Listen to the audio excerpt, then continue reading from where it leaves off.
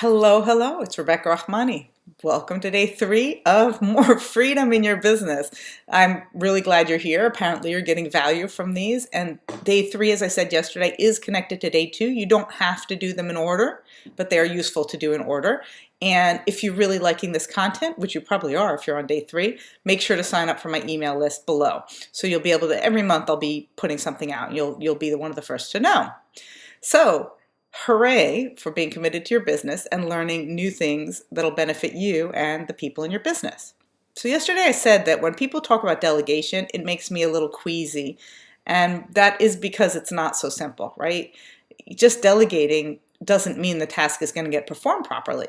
For most entrepreneurs, the problem is we know exactly what we want, but we haven't defined it in a way that the people who get the job know what it means to us when we say we want it done well or with equality in mind or with customer care in mind. You're the expert, right? You know what quality is to you, but often we don't know how to break it down and measure it. That's what this lesson is going to be about. Let me just give you an example. One of the people I was coaching said he wanted the best private clinic in his area. But when I asked what it meant to him to be the best, he started being more specific. He said, well, I want the best service. And I'm measuring that by seeing how many customers come back and how many customers refer other people. I said, look, as a customer, I'm not measuring your service by whether I come back. Sometimes I come back because I have no alternative. They measure other things, like it's a clinic, right? They're measuring how long they wait in the waiting room, right? If I had to wait in the waiting room too long, that wasn't good service. If I got full information, for example, if somebody all of a sudden said, okay, so we'll see you in 3 months and then again another 3 months, they didn't tell me that before my procedure, I'm kind of upset. I didn't know that I was going to have to do 3 follow-up visits, right? So if I got that information beforehand, that would be better service for me. If I got a birthday card for you, I might think that's better service. That's what your customer measures, not whether they referred a friend or not. They referred a friend because, they like you, but that doesn't mean you had great customer service. It might mean you had a great product, right? So all of a sudden he realized that he could measure those things, right? You could measure how people were treated. You could ask people, did you get all the information you needed? Did you have any surprises during your procedure that we didn't explain properly? And once he knew what it meant to have quality service, he knew how to explain it to his people and how to have them measure, not even with him overlooking them. They could actually find with one another who was making the best quality service because they knew what to measure. So you often know exactly what you mean when you say do it the right way, and you can break it down in this way. The same goes with your mission statement, right? If you have a mission statement, often our mission statement is a whole bunch of wonderful words, but we haven't broken them down. Like customer care, being the best in customer care. We might say that, but here you could break it down, saying we value honesty and integrity. Obviously, you think people know what honesty and integrity is, but maybe they don't.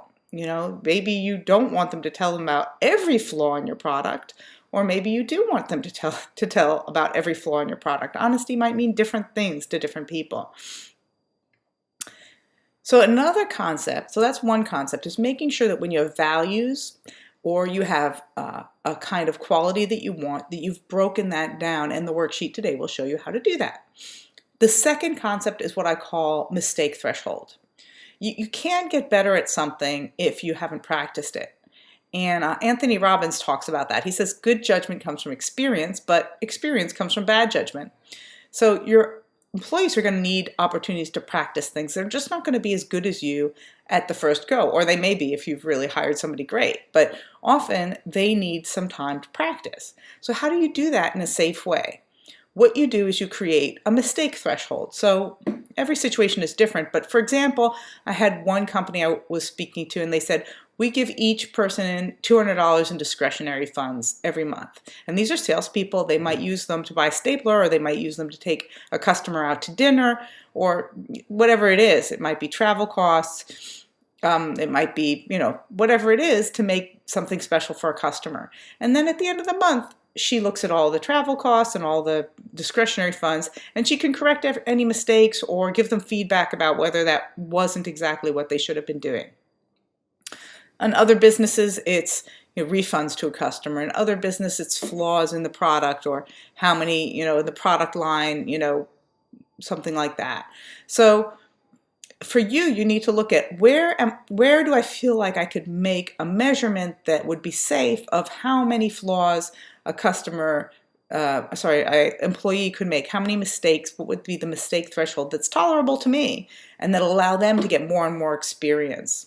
So now you're going to take a look at the worksheet, and in the worksheet, you'll choose an area you want to delegate from yesterday's worksheet, right? So you said, okay, I want to delegate whatever it is, sales. And then you'll break it down to the specific ways you could measure the outcome. So am I going to measure it by how many calls you made? What percentage of those calls were yeses? How many meetings you had? This will help you know not just what you want to delegate, but how to delegate it in a way that allows you to have peace of mind that things are being performed according to your standards, the standards for your business. And not only that, but it'll give your employees confidence. Your employees will know what you expect from them. They'll know what you're measuring.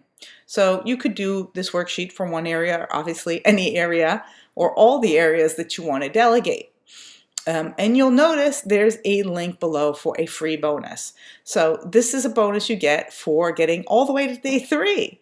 It's a free 1-hour strategy session that I'm offering to you. It'll give you the answers to any questions you might have and address any specific issues with your business. It's not a sales call because I'm not a salesperson.